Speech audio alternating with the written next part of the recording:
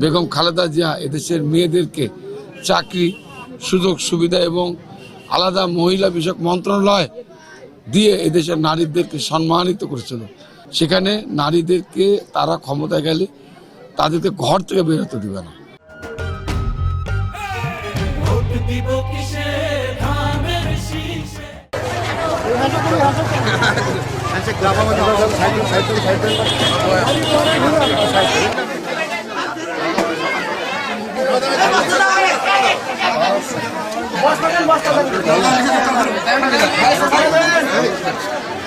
যেখানে এদেশের অর্ধেক পুরুষ অর্ধেক নারী, আমাদের নবী করিম সাল্লাল্লাহু আলাইহি সাল্লাম ইসলামে উল্লেখ করেছেন, উনি নিজেও আমাদের মাদেরকে মেয়েদেরকে সম্মানিত করেছেন।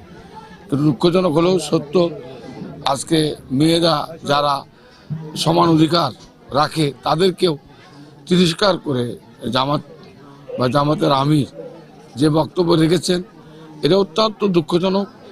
আজকে সারা দেশের নারী সমাজ ফুঁসে উঠেছে, বিক্ষুব্ধ হয়েছে, কারণ তাদের জামাত ইসলামের কাছে তারা এটা প্রত্যাশা করেনি। কারণ তাদের এই আচরণটা আবারও বাংলাদেশের মানুষকে মনে করিয়ে দেয় 1971 সালে যে ভূমিকা তারা রেখেছিল আমাদের নারী সমাজের উপরে।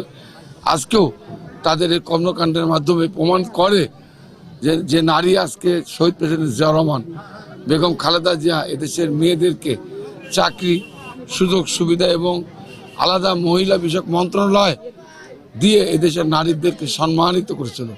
যে নারী আজকে বিভিন্ন প্রশাসন, বিভিন্ন চাকরি এবং কর্মকাণ্ডে তারা অংশগ্রহণ করেছে এবং নারী দেশের নারী প্রধানমন্ত্রী বেগম খালেদা জিয়া, সেখানে নারীদেরকে তারা ক্ষমতায় গেলে তাদেরকে ঘর থেকে বেরোতে দিবে না। তারা যেটা বলেছে এটা অত্যন্ত দুঃখজনক, আমরা নিন্দা জানাই এবং আমি মনে করি বাংলাদেশের নারী সমাজ জামাতে ইসলামকে আগামী জাতীয় সংসদ নির্বাচনে তাদেরকে প্রত্যাখ্যান করবে বলে আমি মনে করি।